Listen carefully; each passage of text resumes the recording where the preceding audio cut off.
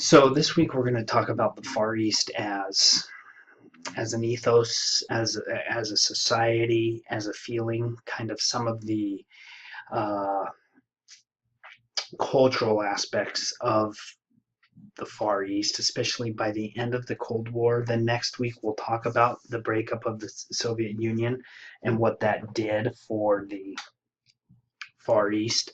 And then I think the last week we're going to discuss some of the conservation and environmental issues that the Far East is Russian Far East is dealing with today, because I think a lot of it kind of should resonate with Alaskans. So let's talk a little bit about the frontier. And how I want to start is by talking about an incident that occurred on the 1st of September 1983 with Korean Air Flight 007, like James Bond. In the early hours of September, a Sukhoi interceptor, or a kind of like a MiG, a fighter jet, shot down a Korean Airlines Boeing 747 over the Sea of Japan. All 269 passengers and crew perished. And as you can see from this map, the airline had veered off course from Anchorage to Seoul, and it flew over Kamchatka and Sakhalin. Without having identified the intruder, authorities ordered it destroyed, and pilot Gennady Osipovich obeyed this without hesitation. And partly some of this was done because of the feelings that have been instilled in him since his childhood, growing up in the frontier. And he later said, "I knew that the plane had intruded across a frontier that should be under lock and key." Right? Khabarovsk newspaper put it more succinctly when they came out with the headline of "The Motherland Frontiers Are Sacred." So there's this ingrained feeling that no matter if they are seen as what we talked about, kind of country bumpkins or what have you, that the eastern frontier was central to not only Russian history, but to Soviet history and just the history of the Russian peoples as a whole. And actually, history of Russia came out in 1983, and it called the Eastern Frontier the pulse of the country. To take it further, in Soviet times, it was even more of an insulation between the us, right, the Soviets, and them, right, the capitalists, the Americans, the Chinese, the Japanese, right? Because we know that most of the people in Russia live in the west side, and so the east is kind of seen as this buffer. From the 1930s on, Soviet authorities had really cultivated a siege mentality in the Far East against their favorite enemies, external enemies, who may change their identities from the 1930s to the 1980s. Yes, their enemies were different, but, excuse me, but they all had a common purpose: to infiltrate the region and to quote unquote harm our way of life in every way, to blow up bridges, factories, to poison wells, and to kill people, right? So this is the prism that many Easterners viewed the outside world with. It really is an ethos that shaped the region's social and intellectual life.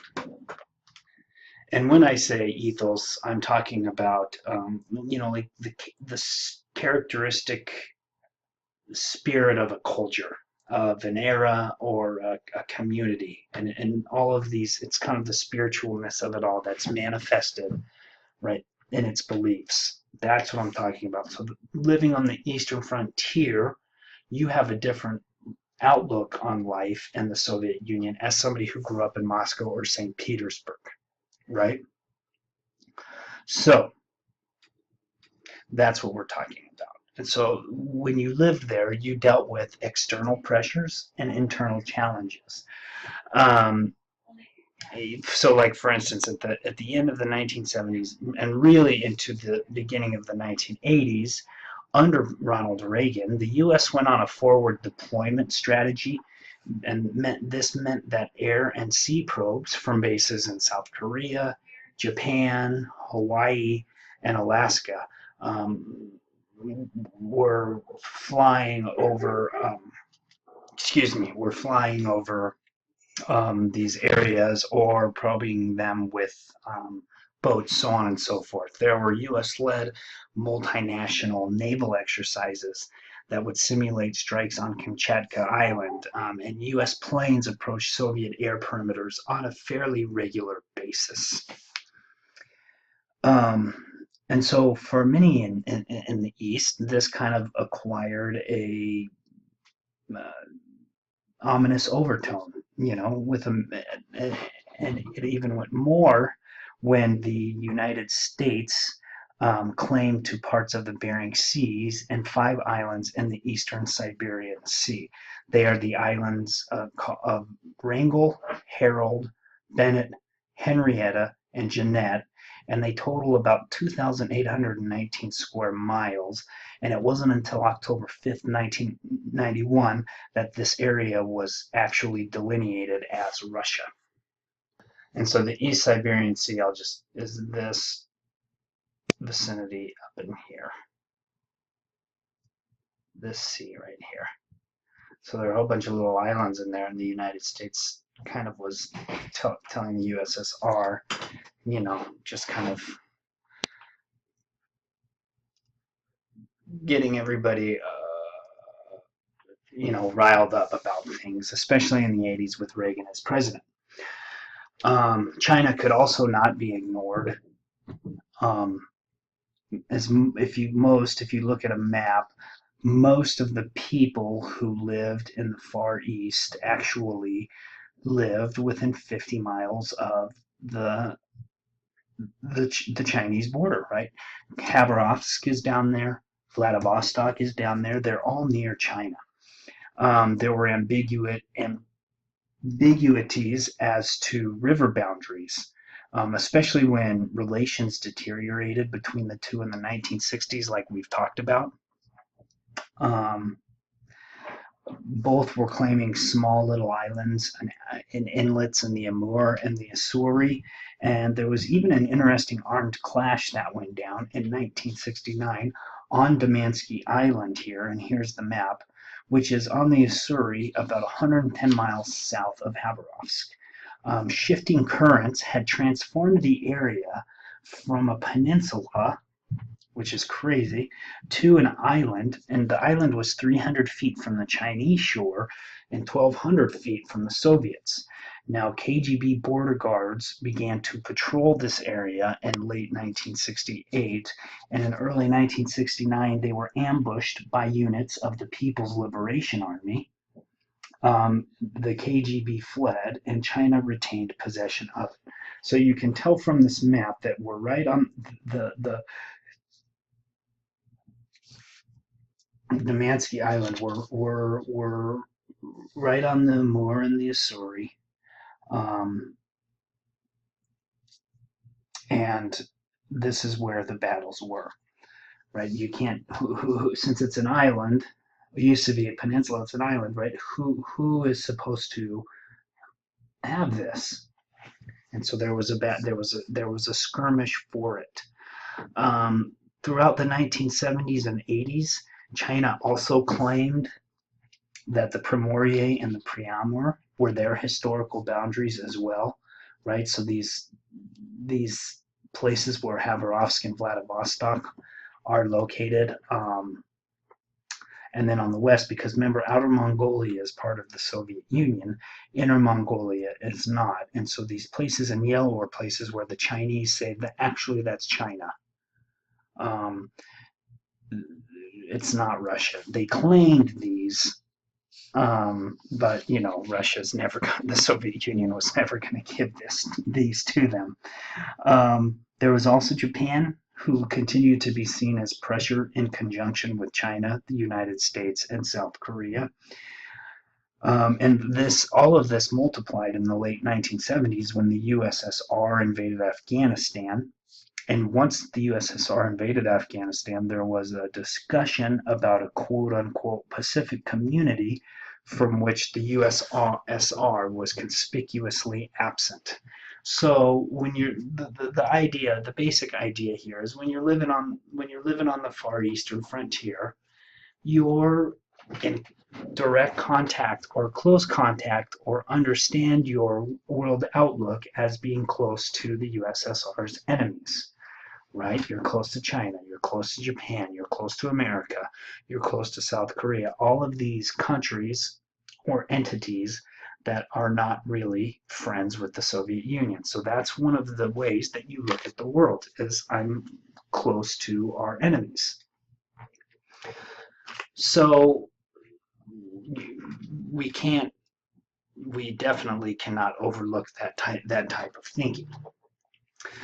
So from the 1930s to the 1980s, authorities warned the Far Easterners that they were prime targets for espionage, infiltration, sabotage, and disinformation. In the words of the 1981 Primorier Handbook, um, they said, quote unquote, maritime region residents. You are on the front line of the ideological struggle. You are subject to the most powerful blows of bourgeois and revisionist propaganda. The proximity of the USA, Japan, and China requires that party organizations display special vigilance in ideological and political work. Right? So that's in a handbook. And this is not just talk, because Far Eastern authorities did stop radio broadcasts that were in Russian, that were coming from China, from North Korea, Japan, and the United States. Okay, Hokkaido stations, Japanese stations, could easily be picked up on Sakhalin, as could Alaskan programs in the Far East. Also, about 500,000 foreigners came to the Far East between 1969 and 1985, and these included anything from their communist brothers from North Korea and Vietnam for work, to tourists, and we're talking about Japanese, American, Australians, British, Germans coming to the Far East, friendship delegations, and assorted bureaucrats. And especially the last one, friendship delegation and bureaucrats. Many of these people spoke Russian, so they would bring in anti-Soviet literature with them and hand it out. They would dabble in the black market. They would photograph restricted areas such as railroad stations and bridges, which, when you're traveling in the Soviet Union, it's not hard to photograph restricted areas because everything was restricted pretty much to foreigners, right? So that's not hard. And they also established personal relationship with the Soviet citizens. Something else that was quite a bit of a nuisance and a worry for the Soviet authorities from basically the 1930s until the breakup of the Soviet Union was that illegal entrants posed a constant nuisance. People from the Diomedes coming in and bringing in anti-Soviet from the Diomedes, right, through Alaska, across these islands into Russia, bringing anti-Soviet literature. They really worried about Greenpeace coming because Greenpeace was trying to stop whaling boats up and down the Pacific coast, all the way into Japan as well. And the USSR did not like that. But perhaps what was more worrying to them was the exfiltration, as many went to the east in order to get out of the USSR as an escape. Because as we've talked about over the course of this semester, the Far East traditionally is kind of like the Wild West in America. It's an escape valve for convicts, exiles, peasants. Cossacks came out here, Tsarist officials, religious sectarians, and even people who Stalin started hunting down. You fled to the Far East. And so there's that tradition of, even before the Soviet Union, of this Far East being a place where you can get away from Tsarist or Soviet rule. And then once you get there, the border is so big, then you can get into China or somehow get into Japan, or and somehow get out and never have to come back. For instance, in 1976, a pilot flew his MiG-25 from the Primorye region to Hakodate, which is in Japan. He lands in Japan. He left his wife and his kid, and he never went back for them. Right? That's how bad this man wanted to get out of the Soviet Union. On more than one occasion in 1973 and in 1985, hijackers diverted local Aeroflot flights, the local Soviet Union, Soviet airline, and landed them in China. And once you land in China, then you're done. You're gone. This was also a huge deal in the 1980s because young young adults, late teens into their 20s, would, especially from the Eastern European bloc, like the Baltics, like Latvia, Lithuania, Estonia, Poles, Czechs, people who couldn't get out because the border was so tight on the west, they travel all the way to the east to somehow to try to get into Japan or China and then make your way to South Korea or to America. And the KGB were all over this, but they couldn't stop everybody. So that's one of the main worries from the beginning of the Soviet Empire, is how big the frontier border is. And we will see on the next slide that they take border control very seriously. Now, the border. According to Frontier Law that was broadcasted on the 24th of November 1982, the Border Control argued that the Soviet borders were inviolable and it was illegal to pass through them either by land, sea, or air, and you were subject to forcible interdiction if you tried. There were some unpublished administration regulations as well, which is kind of a Soviet go-to of telling the authorities things, but not the citizens. And it gave authorities discretionary powers over frontier zones, which included the Primorye, Sakhalin, Kuril Islands, most of the Pacific seaboard, Kamchatka, and even up into the far northeast in Chukotka. Citizens had to secure a special pass from the NVD, the Internal Ministry troops, to enter those zones, and residents of the zone needed a special stamp in their internal passports to be readmitted. So you kind of get a quote-unquote Berlin Wall, but in the eastern section of the Soviet Union in the 1980s.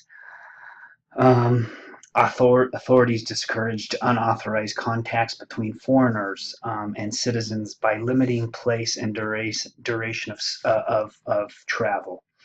They opened and censored correspondences, diaries, address books, and they required Soviet citizens to report their conversations they had with foreigners. A July 1984 law even criminalized any unauthorized accommodation and transport provided to foreigners. So even in the 1980s, when we kind of think of the Cold War beginning to thaw with Gorbachev and Reagan, that wasn't necessarily the case in Far East. So to look back, in 1957, the task of guarding state frontiers was entrusted to the KGB's Main Directorate for Border Troops. And anywheres after 1957, they'd number from 200 to 300,000 people at a time. This is a large number of men.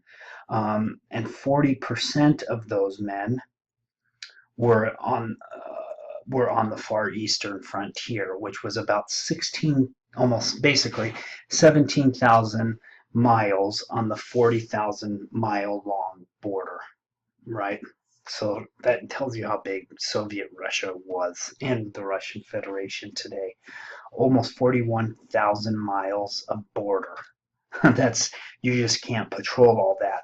And the 17,000 of the Far East region had almost 40% of all the border troops.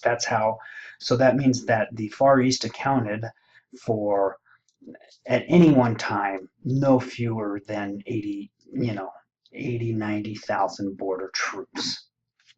And this was closely linked with intelligence, as there were KGB headquarters in Khabarovsk and Vladivostok. They had a training facility in Khabarovsk for Asian Soviets to infiltrate China, right? They'd teach them Chinese culture, et cetera, and then they'd send them into China to catch people crossing the border. On the southern Kuril Islands and in Sakhalin, Japanese trawlers were impounded and interrogated. And they would offer the Japanese access to the more pristine Soviet waters because they weren't being fished as hard as the Japanese, if the Japanese would cooperate with them in collecting data about Japanese self-defense forces in Hokkaido. Border guards also cooperated with customs at what were called controlled access points. So like a controlled access point would be like in Khabarovsk International Airport, while customs checked the luggage for contraband and dutiable items, checkists or KGB or whatever you want to call them would scrutinize the books and magazines for quote-unquote information that could injure the country's political and economic interests, state security, public order, or the population's health or morals. Right, so going in or out of the Far East in the 60s, 70s, and 80s was fairly difficult, especially in certain places. And the people who signified these border guards were what became known as pogranichnik. And the KGB recruiting slogan was, "Professions are chosen, but poets and pogranichnik are born." These men were selected, and women were selected from among the military and young and Soviet high schools who were especially alert, physically fit, and were known for their ideological hardness, or their zakolka, meaning these were true believers in the communist Soviet mentality.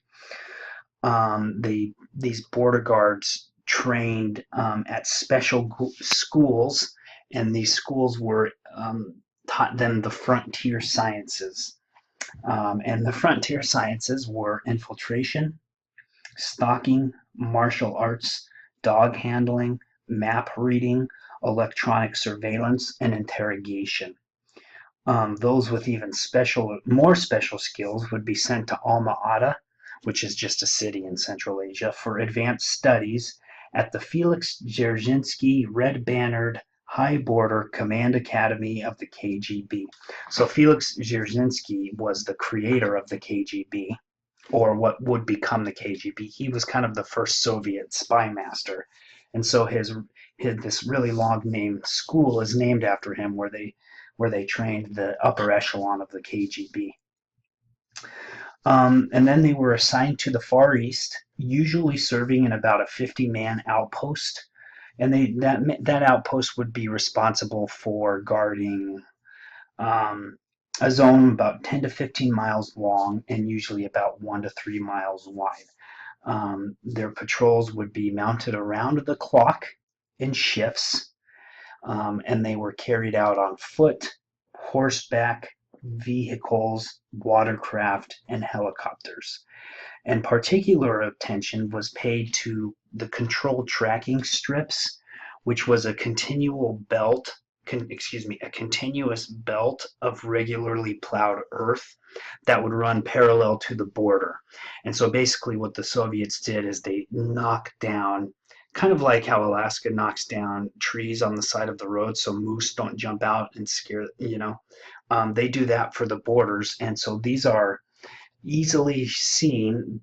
You can easily see if there's illegal entry or exit in these heavily mowed areas. those were very big places where these men patrolled. And one of their main sayings, the Pogranicznik, was the frontier doesn't like the weak. And so you kind of had this sort of pride in living in these climatic extremes with huge insects, sometimes in utter isolation, and brain numbing routines that would be punctuated by quick bursts of action. And all of these are ingredients for psychological stress, right? So these are highly trained individuals. There was very few comforts allowed them. For instance, a well-equipped headquarters would have a dormitory, a club, a store, a bath, hopefully an electric power station, a bakery, and some outhouses. You rarely had indoor toilets in the Far East, right? Um, and so not only that, but you also had boredom. So, for example, those stuck on the Diomedes, way out there, basically in Alaska, would often try to talk with their colleagues all the way in Western Czechoslovakia. I don't know how many miles that is, 3,500, 4,000 miles away. And they talk about who had better girls and guard dogs, things like that. Um, and boredom also eroded their legendary immunities to human frailty, right? Just isolation and boredom and routine, routine, routine, routine. As early as 1937, Stalin was being warned that the guards in the East were dealing in contraband, and smuggling really picked up under Khrushchev and persisted despite periods of international tension and the era of stagnation. So basically, one way that these guys made a little more money and kind of got away from the boredom was breaking the law, which isn't too surprising, right? Hemp plantations on both sides of the Chinese-Soviet border constituted the prime area of potential border guard enterprise, basically meaning weed. Um, Not to mention, because they were also able to get foreign goods, they also occupied a respected niche in the Far Eastern society.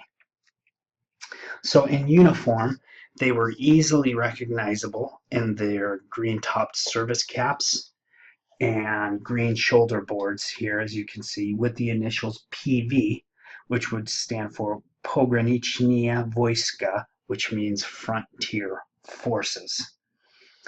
And according to a Chekist handbook, the color green was chosen because it exuded a quote-unquote the spring-like freshness of Russian fields and forests, the creativity of life. Right? Purportedly, young women liked the green uniforms, and bus drivers refused to let the men pay when they came into the city on furlough. And to many people, they were considered the quote-unquote cultured, linguistically talented, and even most poetic men in the Far East, because they were educated. They were tough, but they were also educated. They often spoke many different languages, especially where they were going to be sent. They were highly trained. They wore their uniforms. They were I kind of would liken it to maybe a police officer or a fireman or firewoman in that type of range.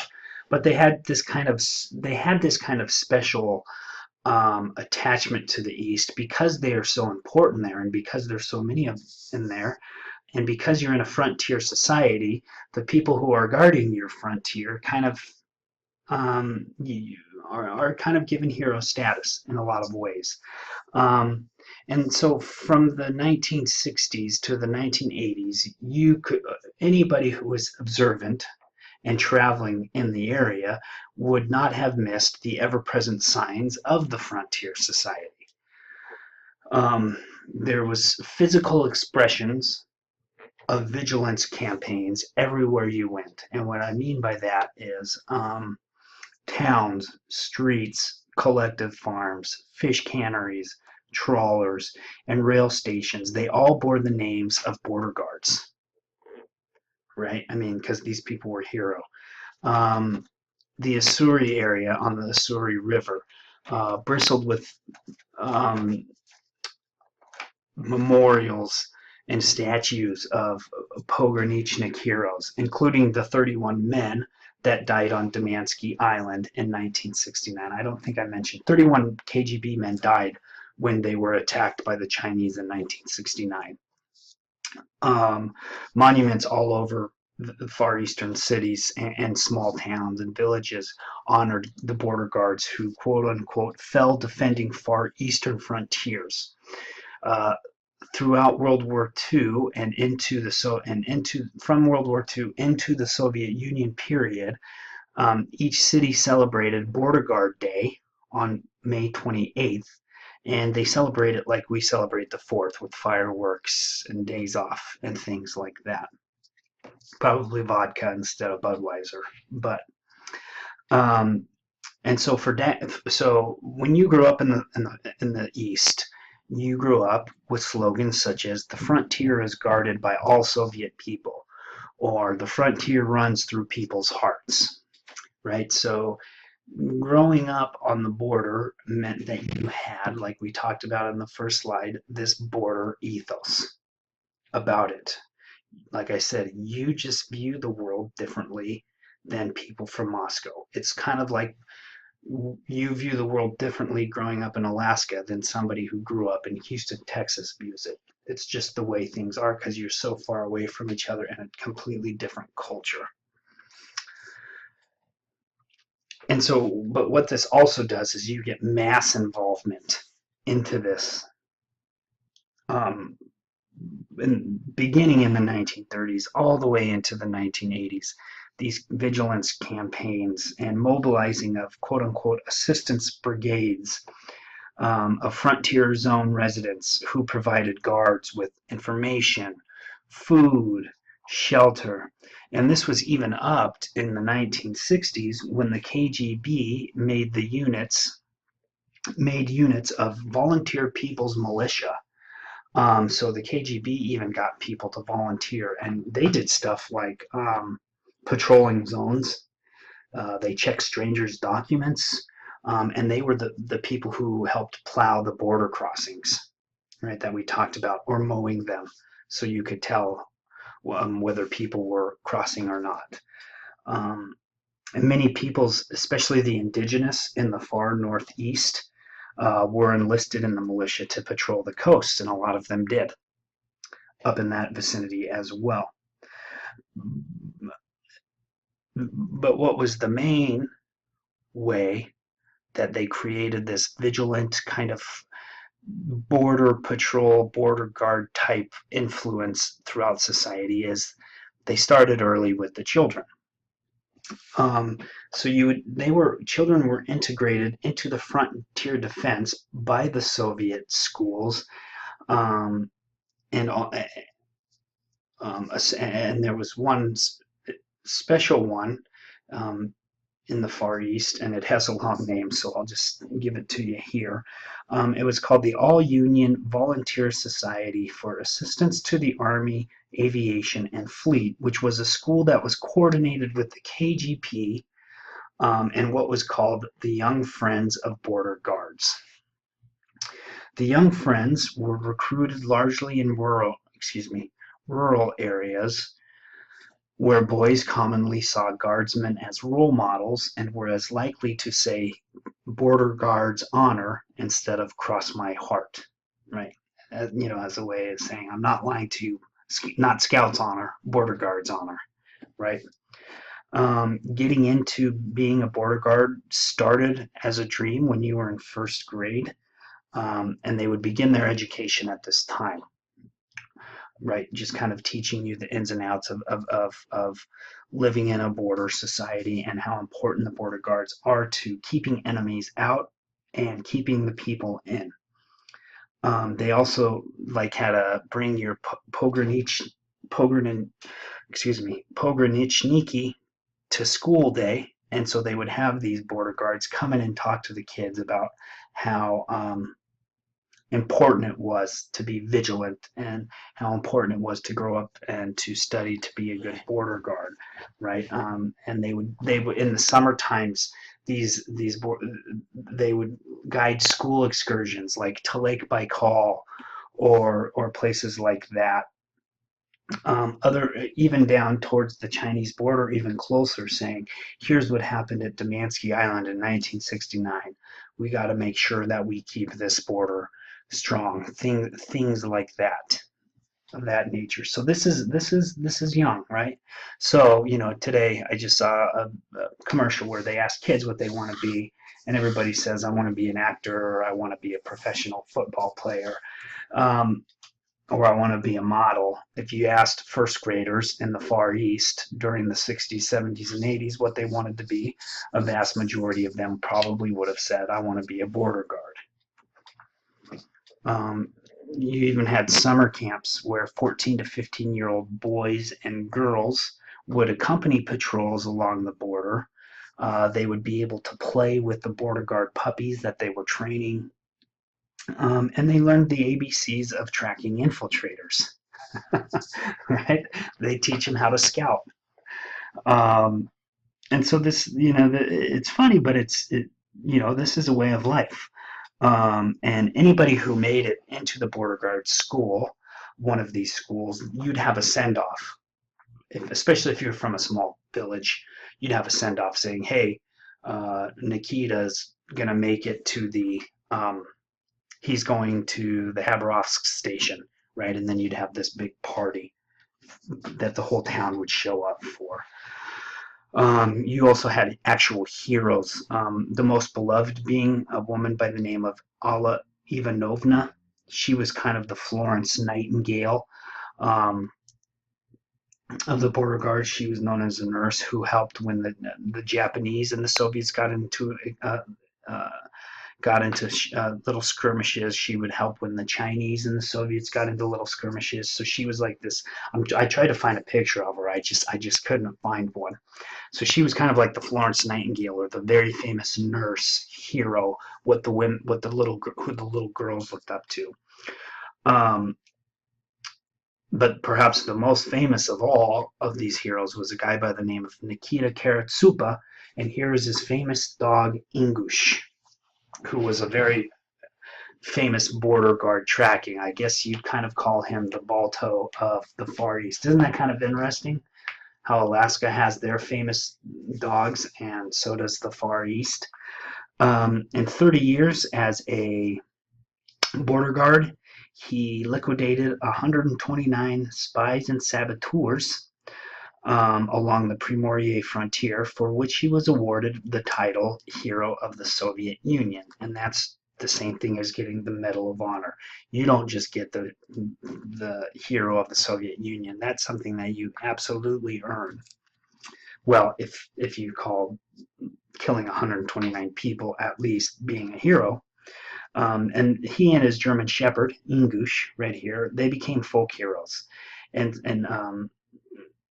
he wrote books, and he became this really legendary man in the Far East and in the West as well. And Karatsupa actually became slang in the Far East for stalker.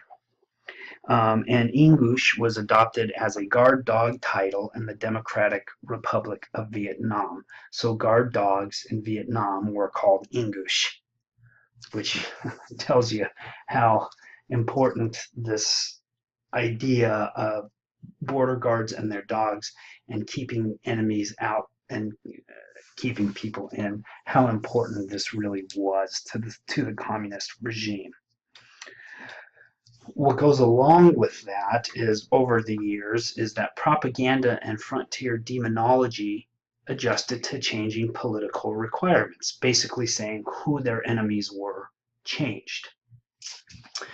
Following the 1969 clash with the Chinese border guards were described as having quote unquote eyes with an evil squint like German fascists. However, from the late 1970s into the end of the Cold War, Americans really vied with the Chinese for primacy as the border bogies. Bogies are a big deal in in Russian folklore, the bogeyman. And what they did is the Bering Strait served as kind of a metaphorical divide between socialist triumphs and capitalist crisis. The indigenous apparently in the Soviet Union had available to them the heights of literature and electronics, whereas their Alaskan family or their Alaskan cousins who are just across the Bering Strait endured quote unquote oppression, discrimination, and genocide. And so take with that what you will. And so it's with small, and we'll end here, it's with small wonder that when Greenhorn Pogranichnik was sent to Big Diomede Island, which is, right across, you can see the little Diomede from the big one. He got sent there and he asked an experienced colleague why Tuesday in Chukotka, which was why Tuesday in Soviet Union was Monday in Alaska, and he got the reply, because America is a yesterday country.